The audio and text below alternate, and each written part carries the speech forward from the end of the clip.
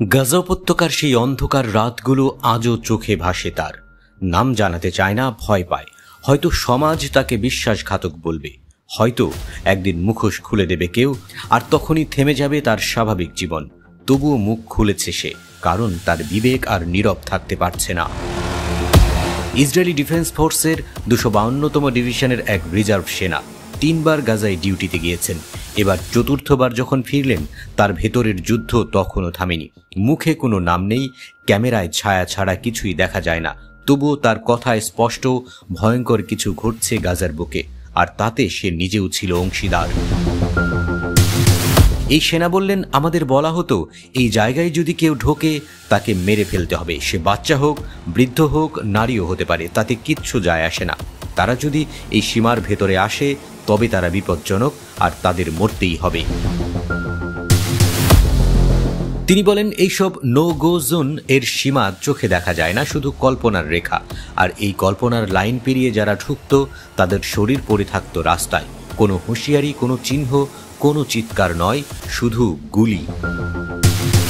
একবার একটি ফাঁকা ঘরে সেনারা ঘাঁটি গেড়েছিল। সেটি ছিল এক পালিয়ে যাওয়া ফিলিস্তিনি পরিবারের বাসা। বাড়ির চারপাশে ভাবানো হয়েছিল একটি সীমা, যার বাইরে সাধারণ মানুষের পা রাখা নিষিদ্ধ। অথচ স্থানীয় কেউ জানত না সেই সীমা কোথায়, কতদূর, কতটা ভয়ঙ্কর।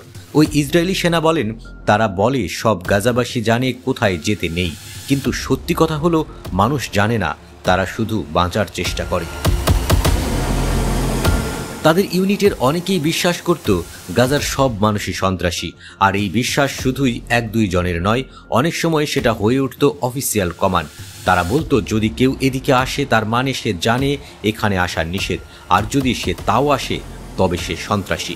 একদিন এক লোক সীমার ভেতর ঢুকেছিল, গুলি চলল, মানুষটি পড়ে রইল। কিছুক্ষণ পর আরেকজন এলো, সম্ভবত আগের লোকটিকে সাহায্য করতে। তখন তাকে ধরা হলো জীবিত।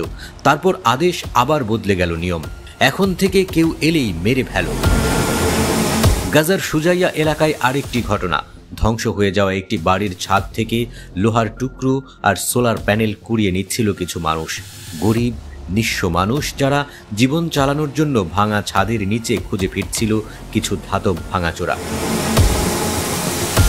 সেখানে কোনো সন্ত্রাসী ছিল না বললেন স্কাই নিউজকে গোপন সাক্ষাৎকার দেয়া এই ইসরায়েলি সেনা।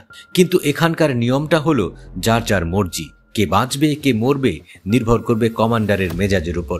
কেউ চাইলে যুদ্ধাপরাধ করতেই পারে এবং তাতে তার কিছুই হবে না।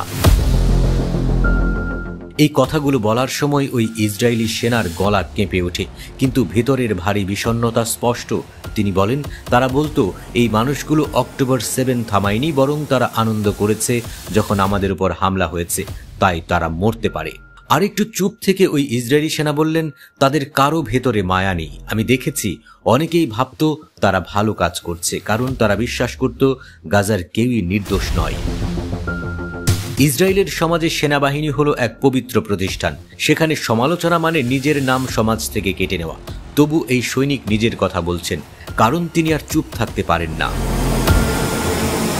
ওই ইসরায়েলি সেনার ভাষায়, আমি মনে করি আমি একটা খারাপ কিছুর অংশ ছিলাম, এখন সেই খারাপকে কিছু ভালো দিয়ে পুষিয়ে নিতে চাই। এই কথা বলে যদি একটা মানুষও সচেতন হয় তাও কিছু একটা হবে। তার কথায় ক্ষোভ নেই, আছে হতাশা। তিনি বলে চললেন, ইসরায়েলি সমাজ নিজের ভুল দেখতে চায় না। সবাই ভাবে যুদ্ধ দরকার, জিম্মিদের ফেরাতে হবে, কিন্তু তারা জানে না কি দানব হয়ে উঠেছে এই যুদ্ধ। যদি তারা সবটা জানতো, আমি বিশ্বাস করি অনেকেই মুখ ফিরিয়ে নিত।